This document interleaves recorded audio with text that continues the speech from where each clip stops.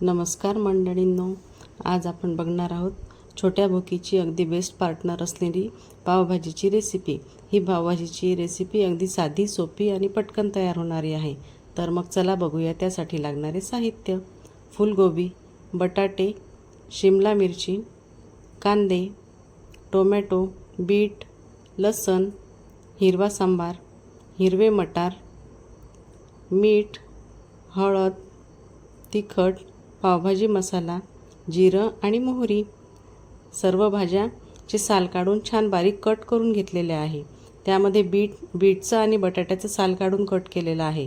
एका कुकरमध्ये थोडंसं तेल टाकून त्यामध्ये थोडंसं तिखट आणि हळद टाकून भाज्या टाकलेल्या आहेत आणि भाज्या बुडेल एवढंच त्यामध्ये पाणी टाकलेलं आहे। त्यामध्ये थोडंसं मीठ टाकून कुकरचं झाकण बंद करून आपण त्याच्या 5 ते 6 शिट्ट्या काढून घ्यायच्या आहे।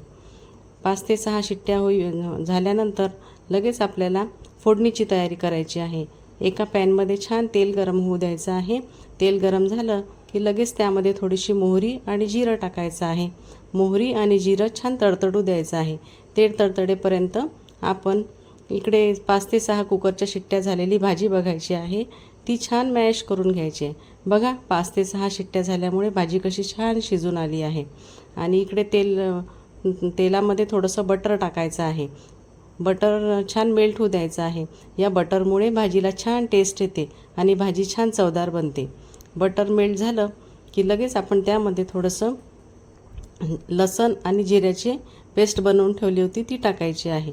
लसण आणि जिऱ्याची पेस्ट छान लाल होऊ द्यायची आहे।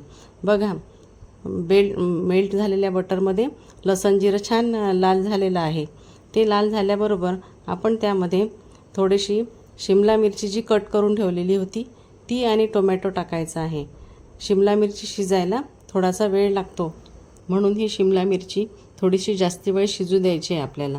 आणि त्यामध्ये टोमॅटोसुद्धा टाकायचा आहे। शिमला मिरची शिजायला छान अशी सॉफ्ट होईपर्यंत ती शिजू द्यायची आहे। ती शिजत आली की आपल्याला लगेच कळते की दबली की शिजली आहे ती आता। आणि त्यामध्ये मग आपल्याला लगेच ओले मटार टाकायचे आहे।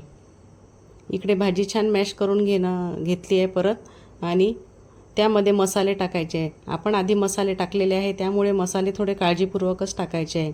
त्यामध्ये थोडासा पावभाजी मसाला, तिखट, हळद आणि मीठ हे सुद्धा थोडं कमी प्रमाणात टाका। आणि त्यानंतर आपण जे ओले मटार घेतले होते 1 वाटी ते पूर्ण त्यामध्ये ॲड करायचे आहे। ओले मटार पटकन शिजतात कारण की आपण ते फ्रेश मटार घेतलेले होते शेंगांचे। आणि लगेच इकडे जी मॅश करून ठेवलेली भाजी आहे ती त्यामध्ये टाकायची आहे। बघा कसा छान कलर येत आहे भाजीला। बटरमुळे खूप चांगली दिसत आहे भाजी। आणि बघा लगेच त्यामध्ये सांबार भुरभुरायचा आहे। लगेच आपली भाजी तयार। आणि इकडे लगेच मी पाव भाजायला घेतले आहे। पाव भाजण्यासाठी माझ्याकडे मसाला पाव आवडतात, त्यामुळे आपण जी भाजी बनवलेली आहे ती थोडी थोडी या पाववर टाकायची आहे, म्हणजे छान क्रिस्पी मसाला पाव तयार होतात। तुमच्याकडे नसेल आवडत तर तुम्ही फक्त बटर टाकून सर्व करू शकता। व्हिडिओ आवडल्यास लाईक, शेअर आणि सबस्क्राईब नक्की करा। पुढच्या वेळेस भेटूया नवीन रेसिपीसह।